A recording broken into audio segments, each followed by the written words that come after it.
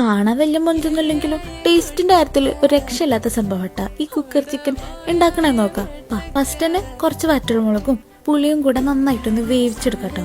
എന്നിട്ട് ഇതൊന്ന് വെന്ത് കഴിഞ്ഞാല് ഇതിലേക്ക് കുറച്ച് ചുവന്നുള്ളി, ഇഞ്ചി, വെളുത്തുള്ളി, പിന്നെ കുറച്ച് കശ്മീരി മുളക് പൊടി, മഞ്ഞൾപ്പൊടി, ഗരം മസാല, പാകത്തിനുള്ള ഉപ്പ് എല്ലാം കൂടെ ചേർത്തിട്ട് നന്നായിട്ടൊന്ന് അടിച്ചെടുക്കാം.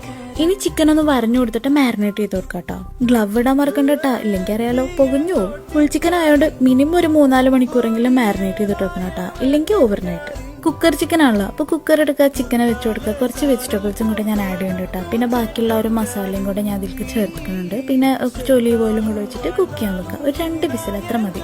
ഈ ചിക്കനിൽ നിന്ന് നല്ല വെള്ളം ഇറങ്ങൂട്ടോ. അപ്പൊ ഇതൊന്ന് കുറുക്കിയെടുത്താൽ മതി, നമുക്ക് സൈഡായിട്ട് ഒരു ഗ്രേവിയും കിട്ടും. എന്നിട്ട് ഒരു പാനിൽ കുറച്ച് ഒലീവ് ഓയിൽ ഒഴിച്ചിട്ട് നമുക്ക് ഈ ചിക്കൻ ഒന്ന് മുരിച്ച് കൊടുക്കുക. അപ്പുറം ഒക്കെ ഒന്ന് മറിച്ചിട്ടിട്ട് പിന്നെ ആ വെജിറ്റബിൾസ് ഉണ്ടല്ലോ അതും കൂടെ ഇട്ട് കൊടുക്കാം കേട്ടോ. അപ്പൊ ഇതാട്ടോ ഞാൻ ഉണ്ടാക്കുന്ന കുക്കർ ചിക്കൻ.